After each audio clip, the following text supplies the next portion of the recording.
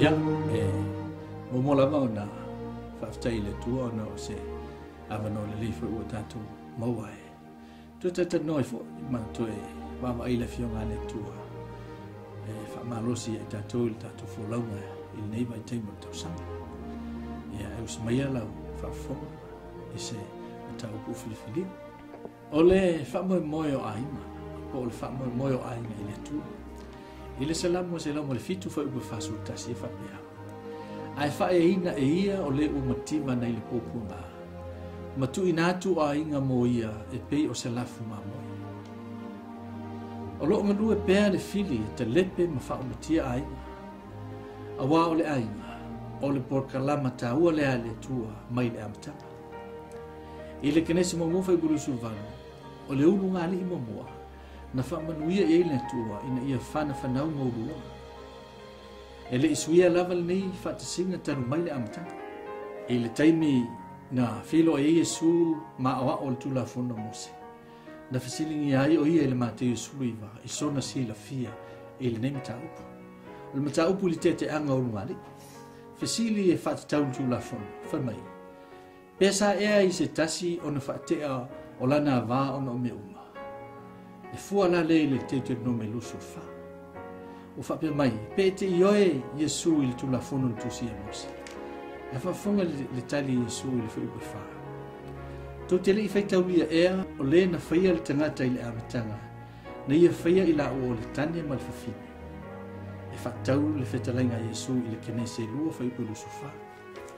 Whiupe lima, na ia whaitalai ani foi, o le mele e tu ai le tane o lona ta mama lona tina, ai whaatasi malana ba. Ona vele o ila ua o le tino e tasi. Whiupe hono, o lea le to uruai a o le tino e tasi la ua. O le nei, o e ua whaatasia le tua, aua ni whaate e se ina se tangata. O le talimanino na Iesu, o le tua o ia na amataina, o le tane e te tau ni tuua o na matua, a o le tangata e le ai sanupule e whaate te ai se umari. E tai o na pone, uma whaia matua, uma whaia whai whiau, uma whaia whaamasino le malo na whaia le mena. O le whai te toa ua tapunia e le tua, e le mawhai o na toe te tala e stanata. O le te anga e le o se mea le lei le finangano o le tua. E le malaki lua whai kusuono, a wau te ino e le a lei, o le whataringana e le tua. O le mea le i o tau whae te ai o tau loto, ai aua tu te whaola. O le tu whaatasia o le tane ma le whawhine. O le whailonga lea o le whapiponga ke wiso ma le kanesi. E le mwhai o na tete. A whai tupu le nei whale tonu se aina.